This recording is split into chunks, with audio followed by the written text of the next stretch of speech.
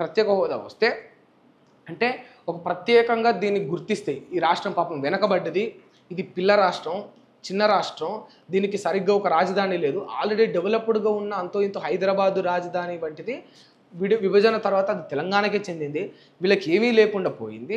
So వీళ్ళు వెనకబడ్డారు కనుక వీళ్ళకి ఒక ప్రత్యేక హోదా అంటే కేంద్ర ప్రభుత్వం నుంచి ఒక గుర్తింపు, ప్రాజెక్టుల విషయంలో కావచ్చు, పెట్టుబడుల విషయంలో కావచ్చు, ఇంకేదన్నా సహాయాల విషయంలో కావచ్చు, ఆర్థికంగా వెన్నంటే ఉండడంలో ప్రత్యేక హోదా వల్ల ఆంధ్రప్రదేశ్ రాష్ట్రానికి మేలు జరుగుతుంది. వాస్తవానికి నిజానికి ఆంధ్రప్రదేశ్ ప్రత్యేక హోదా కావాలంటే 100% కావాలి, నిజంగా కావాలి. నేను రాజమండ్రి నిన్ననే పోయొచ్చు, రాజమండ్రి పోయి చూసి వచ్చాను. అంటే అది ఒక సిటీ బాగుంది, నేను కాదనను, కానీ బట్ ఏదైతే మనం అంటే ఇక్కడ మన జిల్లాల్లోని సిటీలకు పోయి చూస్తామో అంత డెవలప్డ్గా అక్కడ లేదు, అంత గొప్ప డెవలప్డ్ ఏం లేదు. ఆంధ్రాలో మొత్తం అంటే ఎవరు ఊహించనంత అద్భుతంగా మారిపోయింది అన్నట్లు. అంటే ఆఫ్టర్ విభజన తర్వాత తెలంగాణ అభివృద్ధి చెందినంత 100% హైదరాబాద్ అభివృద్ధి చెందలేదు. అది రాజధాని ఎఫెక్ట్ ఖచ్చితంగా ఉంటుంది, ఖచ్చితంగా. అంటే ఫిల్మ్ ఇండస్ట్రీ కావచ్చు, ఇంకోటి కావచ్చు, అన్నీ ఇక్కడే ఉండడం వల్ల ఈవెన్ అంటే ఆంధ్రాలో నివసించే ప్రజలందరూ కూడా ఆల్మోస్ట్ అందరూ ఇక్కడే ఉంటారు కదా, వాళ్ళ భూములు, వాళ్ళ అసెట్స్ అవన్నీ కూడా అంటే వాల్యూ ఎక్కడ ఉందంటే ఇక్కడే ఉందంట హైదరాబాద్. ఇప్పుడు దాన్నే నమ్ముకొని, ఆ గడ్డనే నమ్ముకొని అక్కడ ఒక 6-7 కోట్ల మంది జనాభా ఉంటే వాళ్ళందరి పరిస్థితి ఏంది? అంటే వాళ్ళ అభివృద్ధిని నోచుకోకపోతే ఏంది? ఇవన్నీ మాటలు చెప్పడం కాదు, అంటే దీనికి సహకరిస్తా, దానికి సహకరిస్తా, ఇది చేస్తా, అది చేస్తా. ఇప్పుడు చంద్రబాబు నాయుడు గారు కావచ్చు, even deputy CM Pawan Kalyan garu కావచ్చు, గతంలో ఉన్నాయని నాన్న తిట్టి ఇవన్నీ చేయడం కాదు.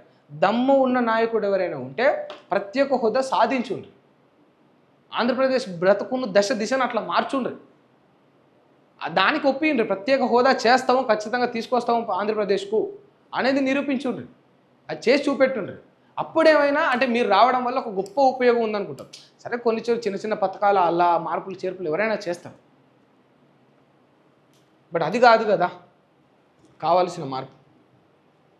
పాలనా వైఫల్యం ప్రజలకు శాపం, కాంగ్రెస్ నిర్లక్ష్యంపై హరీష్ రావు మండిపాటు. తెలంగాణలో పాలనా పరంగా కాంగ్రెస్ పార్టీ పూర్తిగా విఫలమైందని బీఆర్ఎస్ సీనియర్ నాయకుడు ఎమ్మెల్యే హరీష్ రావు తీవ్ర స్థాయిలో విమర్శించారు. సంగారెడ్డి జిల్లా జైరాబాద్ నియోజకవర్గంలో న్యూల్కల్ మండలం రత్నాపూర్ గ్రామంలో నిర్వహించిన బీఆర్ఎస్ పార్టీలో చేరిక కార్యక్రమంలో ఆయన మాట్లాడారు. ఈ సందర్భంగా హరీష్ రావు మాట్లాడుతూ రాష్ట్రాన్ని కాంగ్రెస్ ప్రభుత్వం నిర్లక్ష్యంగా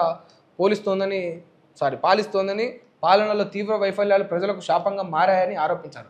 కేంద్రంలో బీజేపీ ప్రభుత్వం కూడా తెలంగాణను పూర్తిగా విస్మరించిందని, రాష్ట్రానికి అన్యాయం తప్ప మరేమీ చేయలేదని ధ్వజమెత్తారు. ఒక రకంగా అంటే వెనకబడ్డోళ్ళకే ఏదో 4 మాయమాటలు చెప్పి పబ్బం గడుపుతూ ఉన్నారు. ఈ గిసోంటి రాష్ట్రానికి ఏం చేస్తారు? అంతో ఇంత జ్వరం ముందున్నాం, మనం ఏం చేయరు వాళ్ళు, అంతో ఇంతోనే ముందున్నాం తప్ప ప్రభుత్వం అంటే కేంద్ర ప్రభుత్వం పరంగా తెలంగాణ ఇప్పుడు కూడా గొప్పగా ముందుకు పోలే.